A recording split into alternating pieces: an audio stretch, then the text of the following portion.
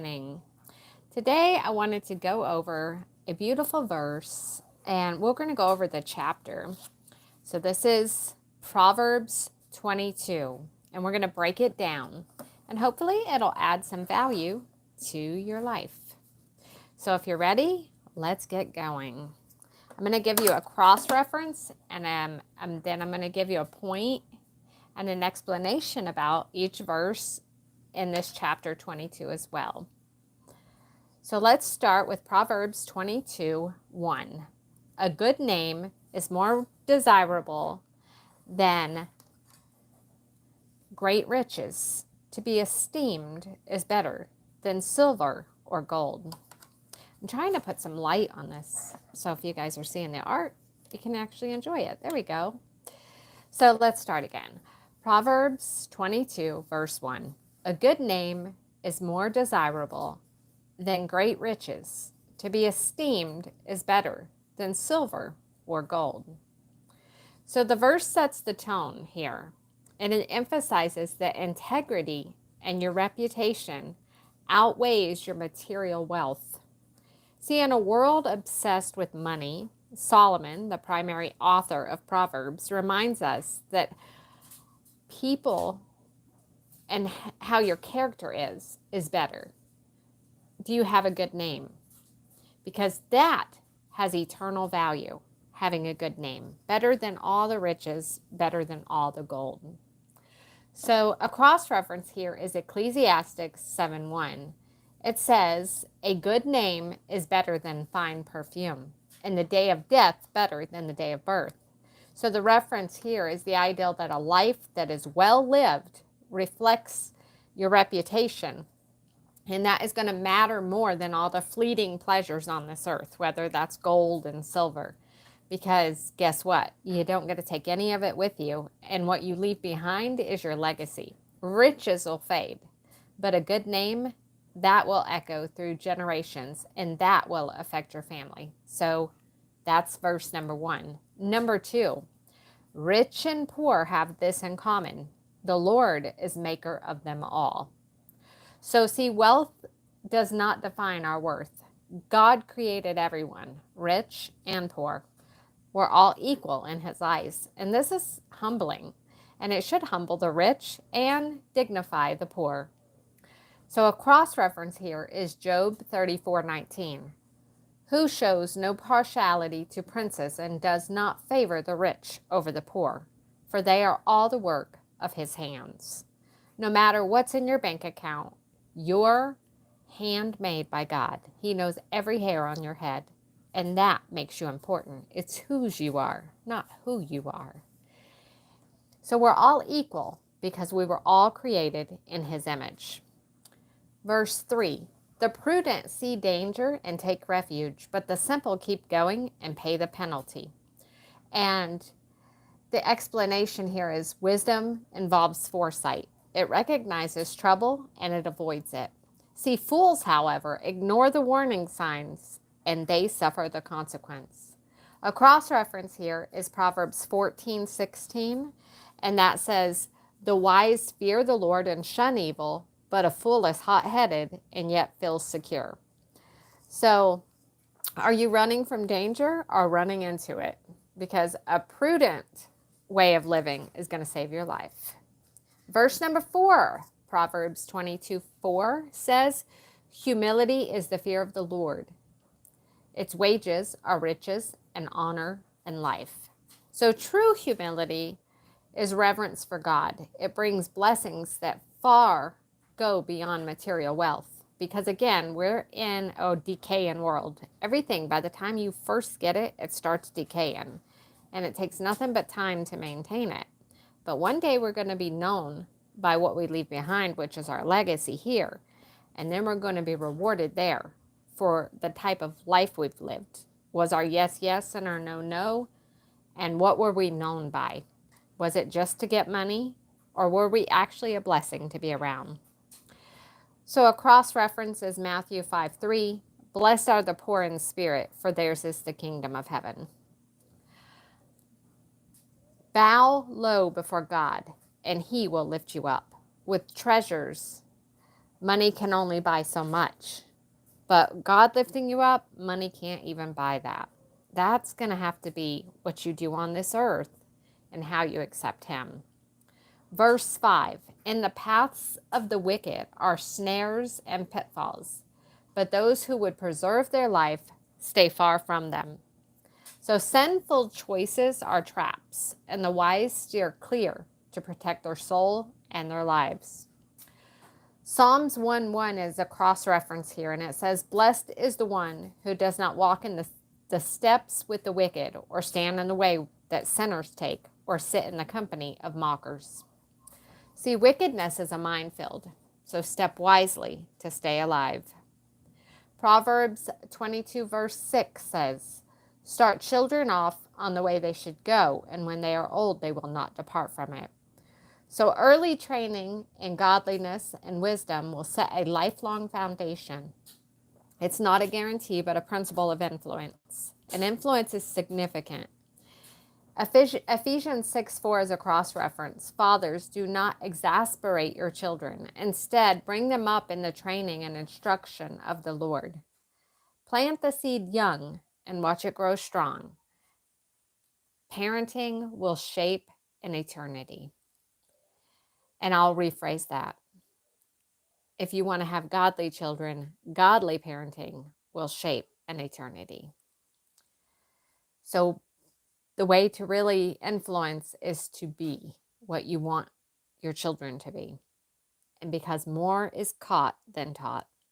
Verse 7, Proverbs 22:7 says, the rich rule over the poor, and the borrower is slave to the lender. A sobering reality here. Wealth will bring power, and debt brings bondage. So avoid financial traps. Now, Romans 13:8, let no debt remain outstanding except the continuing debt to love one another. For whoever loves others has fulfilled the law. Debt chains you, and freedom comes from owing no one nothing but love. Verse 8, whoever sows injustice reaps calamity, and the rod they wield in fury will be broken. Evil actions boomerang, and you don't want that because it just brings disaster. But the power of the wicked will fail. So Galatians 6:7 is a cross-reference, and it says, do not be deceived. God cannot be mocked. A man will reap what he sows. So if you want good, do good. It's really that simple. Verse 9, the generous will themselves be blessed, for they share their food with the poor. So generosity will bring God's favor, and helping the needy reflects God's heart.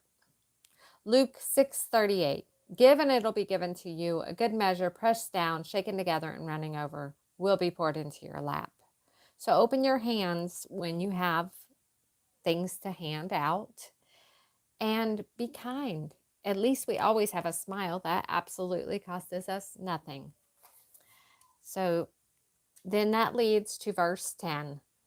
Drive out the mockery, and out goes strife. Quarrels and insults are ended. See, mockers steer conflict, so remove them and peace returns. Proverbs 26:20 says it like this. Without wood, a fire goes out. Without a gossip, a quarrel dies down. And that leads me to verse 11. One who loves a pure heart and whose speech is gracious will have the king for a friend. Purity and kind words attract powerful allies, even kings. So Matthew 5:8, blessed are the pure in heart, for they will see God.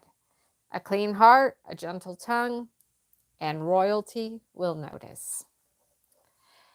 Verse 12, the eyes of the Lord keep watch over knowledge, but he frustrates the words of the unfaithful. God protects truth and wisdom, but he stops the plans of the deceitful. So Psalm 33:10 says, the Lord foils the plans of the nation. He thwarts the purposes of the peoples. So God will guard the wise, and he trips up the liars. So the sluggard says, this is verse 13, there's a lion outside, or I'll be murdered in the street. See, lazy people make absurd excuses to avoid work, and fear becomes their alibi. Proverbs 24, sluggards do not plow in the season, so at harvest time they look but find nothing. So the key point here is excuses will keep you broke, but actions will build your life. Verse 14, the mouth of an adulterous woman is a deep pit.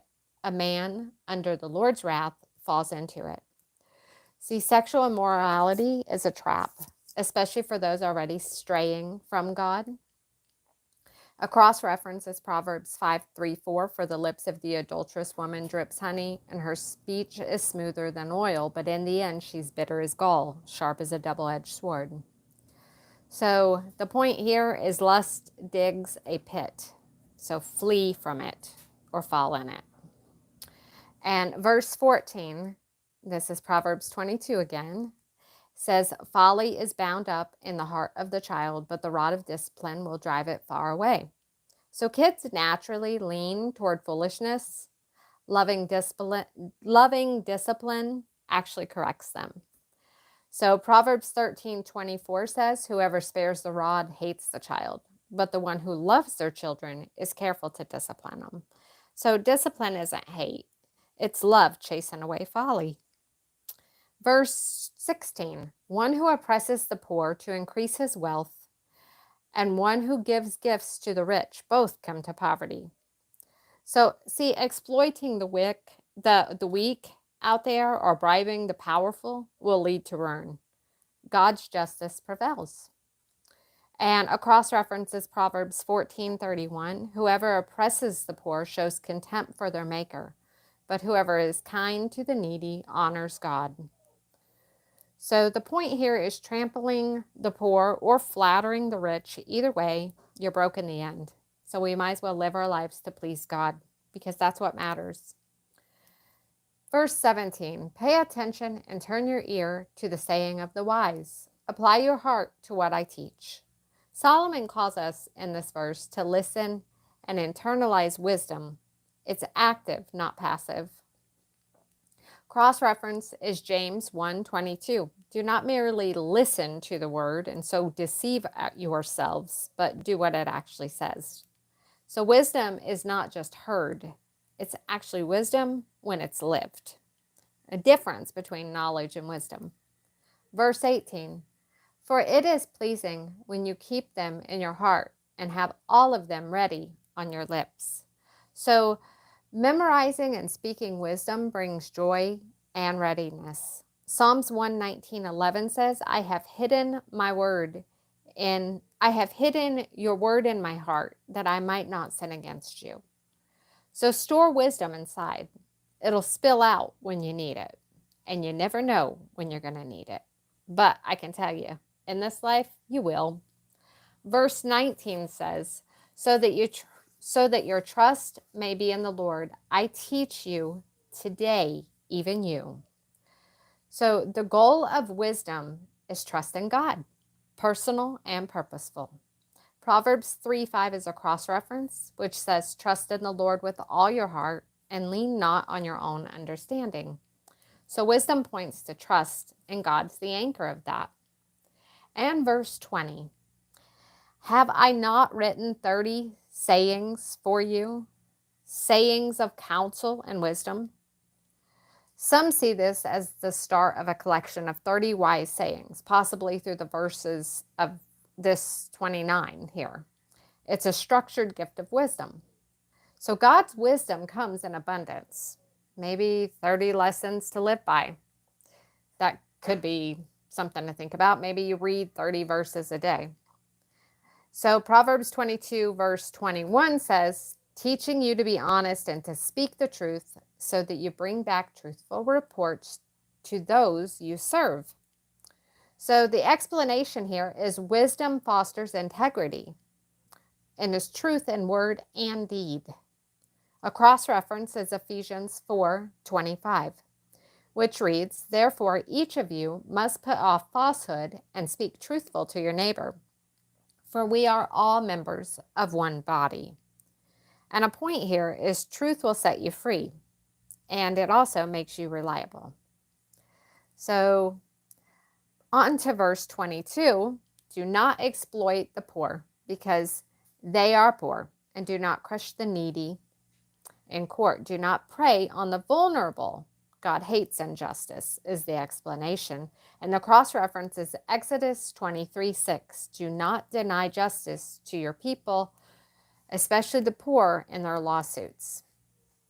So that leads to verse 23. For the Lord will take up their case and will exact life for life. So the explanation here is God is the poor's advocate.